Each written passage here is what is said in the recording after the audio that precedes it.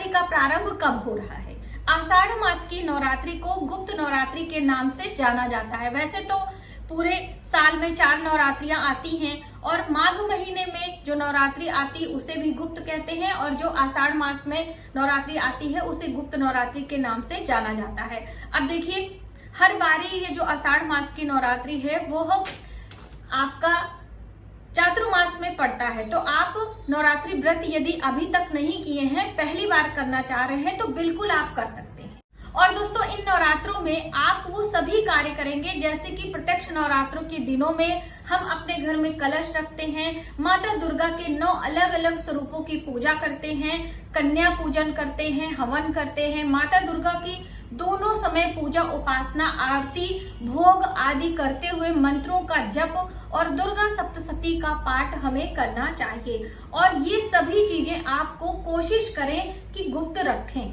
लेकिन देखिए, घर परिवार वालों के लिए गुप्त नहीं होता है, क्योंकि वो आपके साथ सुबह शाम रह रहे हैं, तो आप कैसे गुप्त रखेंगे। बाहर वालों से इन सब बातों को गुप्त रखा जाता है, और जितनी गोपनीय तरीके से आप पूजा अर्चना मंत्रों का जप करते हैं उतना ही ज्यादा आपको पुण्य फल प्राप्त होता है।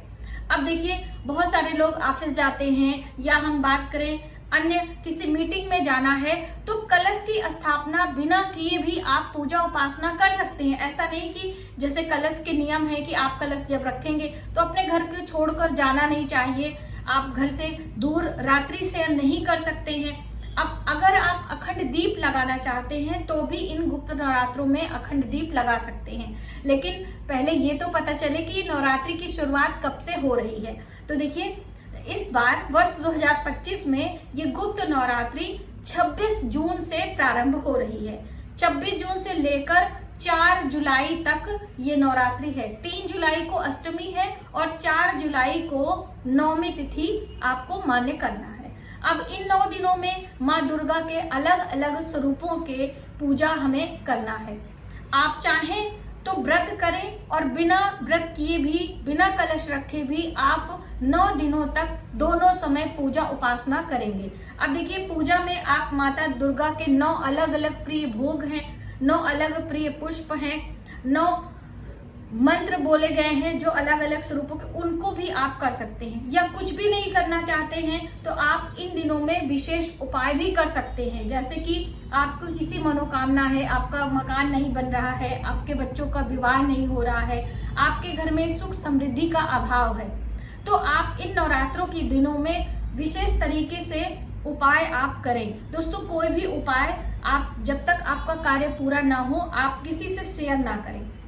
जितना ज्यादा गोपनीय रखेंगे उतनी जल्दी तरीके से आपका वो उपाय कार्य करता है।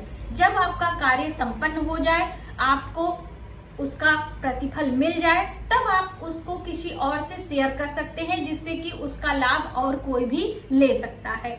और पहली बार व्रत, पहली बार गुप्त नवरात्रों में दुर्गा सप्तशती का पाठ, माता दुर्गा के मंत्रों का जप आप अवश्य करें। उसमें आपको कोई संदेह या संशय नहीं है कि हम इस खरमास में करेंगे तो हमें प्रतिफल मिलेगा कि नहीं, पहली बार करना है क्या, कैसे, कुछ भी आपको सोचने की जरूरत नहीं है।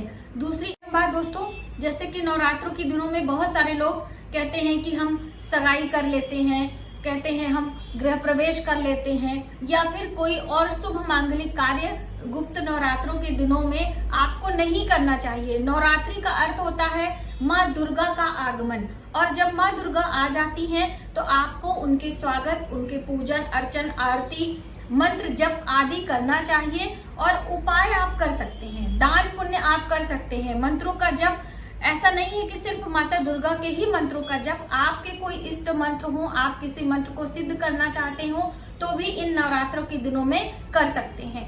देखिए, नवरात्रों के दिनों में बाल धोने की बहुत ज्यादा प्रश्न आते हैं कि दीदी हम हर दिन बाल धोकर स्नान करें, कि एक दिन स्नान करके बाल धोकर पहले ही दिन और 9 दिन लगातार पूजा कर सकते हैं। तो बिल्कुल आप पहले दिन, जैसे कि 26 जून को नवरात्रि का प्रारंभ हो रहा है, पहले दिन प्रतिपदा तिथि है और उसी दिन कलश की स्थापना की जाएगी। देखिए, अभी समय थोड़ा पहले, इसलिए मैं डिटेल में जानकारी आपको आने वाले समय में पूजा का मुहूर्त, कलश स्थापना का मुहूर्त, हमें कैसे क्या करना है वो आएगी। लेकिन आप अपने प्लानिंग पहले से कर लीजिए कि आपको नवरात्रि का व्रत करना है, कौन सा पाठ करना है। पुस्तकें वगैरह आप लाकर अपने घर में पहले से रख लें। और यदि आपके पास पहले से दुर्गा सप्तशती का पाठ, माता दुर्गा के चित्र आदि हैं, तो आपको नया लाने की जरूरत भी नहीं है। और देखिए दोस्तों, आप कुछ भी नहीं कर सकते हैं तो आप कम से कम माँ दुर्गा का जो सूक्ष्म मंत्र होता है, वह रुद्राक्ष की माला पर हर दिन संध्या के समय एक दीपक लगाकर आपको जरूर पूजन करना चाहिए। इससे माता दुर्गा की कृपा आपको प्राप्त होगी ही होगी। और दोस्तों, कभी भी इन नवरात्रों में जो गुप्त नवरात्रियां होती हैं, उनमें आपको विवाह आदि नहीं करना चाहिए। जैसे कि बहुत सारे लोग गायत्री मंदिर जाकर या कोर्ट मैरिज या किसी भी प्रकार का विवाह होता है, तो आप ना करें। ये आपके लिए अच्छा नहीं होगा, क्योंकि इन दिनों गुरु ग्रह बृहस्पति अस्त होते हैं, और जब बृहस्पति अस्त होते हैं तो हमारे लिए कोई भी शुभ कार्य आगे लंबे समय तक नहीं चलता, इसीलिए मना किया जाता है। ठीक है। और आप अपने घर में उद्यापन, किसी भी व्रत आपका समाप्त हो गया है, तब आप कर सकते हैं। चाहे नवरात्रि हो, चाहे चातुर्मास हो, कभी भी व्रत का उद्यापन में हमें देरी नहीं करनी चाहिए। बच्चों का अन्नप्राशन, बच्चों का निकासन और बच्चों का जो नामकरण संस्कार होता है, वह भी आप चाहे चातुर्मास हो, चाहे खरमास हो, चाहे अधिक मास हो, कोई भी मास हो, इन सब कार्यों में भी हमें देर नहीं करना चाहिए। जैसे कि शुभ मांगलिक कार्य बंद होते हैं, लेकिन ये नियति समय पे किए जाते हैं। अक्सर मैं आपको बताती हूँ कि कुछ कार्य हमें बिल्कुल नियति समय पर ही करने होते हैं, उसमें हम फेर बदल नहीं कर सकते। जैसे बच्चों का अन्नप्राशन 6 महीने पे किया जाता है, तो अब अगर आप ये रुक जाएंगे तो आपका 7वां महीना लग जाएगा, तब आप अन्नप्राशन का कोई उसका महत्व तो नहीं रहेगा। इसलिए आपको समय रहते आपके बच्चे का जैसे ही समय आता है, आप अन्नप्राशन, बच्चे के जन्म के 11वें दिन नामकरण या जिसे निकासन कहते हैं, उसमें सत्यनारायण भगवान की कथा होती है, सूर्य पूजन होता है, बच्चों का नाम, राशि का नाम आदि रखा जाता है, वो सब आप कर सकते हैं। ठीक है। जैसे बहुत सारे लोगों को कंफ्यूजन हो जाती है कि दीदी हमारे बच्चे का जन्मदिन है, तो क्या हम इन दिनों में अपने बच्चों का जन्म दिवस मनाएं अथवा ना मनाएं। बिल्कुल आप मना सकते हैं, जन्म दिवस मनाने की कोई मनाही नहीं होती है। हम उस दिन अपने घर में सत्यनारायण की पूजा या फिर सुंदरकांड का पाठ या फिर हम कहें कि माता की चौकी आदि बहुत सारे लोग करते हैं। तो आप केक वगैरह काटें। केक लिए भी बहुत सारे लोग कहते हैं कि दीदी हम अपने घर में केक काटे या ना काटे। तो देखिए, केक एक प्रकार का भोज्य पदार्थ है जो कि मैदा, चीनी, घी, शक्कर आदि से बनाया जाता है। तो आप केक कट करें, कोई प्रॉब्लम नहीं है। आपको अपने बच्चे को पूजा अर्चना, उसके मस्तक पर तिलक और बच्चों से अपने इष्ट देव के चरणों में प्रार्थना और उनके संस्कार में आपको बड़े बुजुर्गों का आशीर्वाद आदि लेना सिखाना चाहिए और आपको स्वयं करना चाहिए। बाकी आप केक कट करें, आप पार्टी अटेंड करें, आप ले जाकर बच्चों के फ्रेंड सर्कल को बुलाकर रिटर्न गिफ्ट दें, कुछ भी करें, उससे कोई परेशानी नहीं है। कि आप बर्थडे केक कट करके मनाते हैं तो आपके ऊपर कोई दोष लग जाता है। ठीक है। ये नई परंपरा है। पहले के लोग सत्यनारायण भगवान की कथा सुन लेते थे, अपने आस पड़ोस के लोगों को बुलाकर भोजन कराते थे।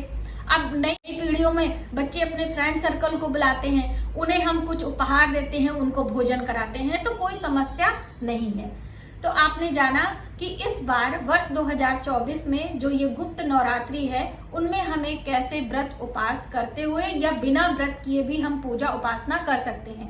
देखिए, दुर्गा सप्तशती का पाठ पहले ही दिन से, जैसे कि 26 जून से नवरात्रि का प्रारंभ है, तो पहले ही दिन से आपको दुर्गा सप्तशती का पाठ करना चाहिए। और यदि आप पूरा पाठ नहीं कर पाते हैं तो आपको कुछ एक पाठ सिद्ध कर लेना है और आप उस पाठ को लगातार कंटिन्यू करते हुए पूरे 9 दिन तक करते हैं तो भी आपको पुण्यफल प्राप्त होगा। डिटेल में जानकारी ऑलरेडी चैनल पर है कि दुर्गा सप्तशती का पाठ हमें करना है, मंत्रों का जप कैसे करना है, हवन कैसे करना है, हवन सामग्री कैसे बनानी होती है, तो वो सभी जानकारी ऑलरेडी चैनल पर है, आप सभी को पता है। तो आप वीडियो सर्च करें मनीषा त्रिपाठी नवरात्रि पूजा विधि, तो आपको मालूम हो जाएगा। आने वाले समय में हम आपको और भी जानकारी लाने का प्रयास करेंगे। तब तक के लिए आप अपना, अपने परिवार का ख्याल रखें। जय माता।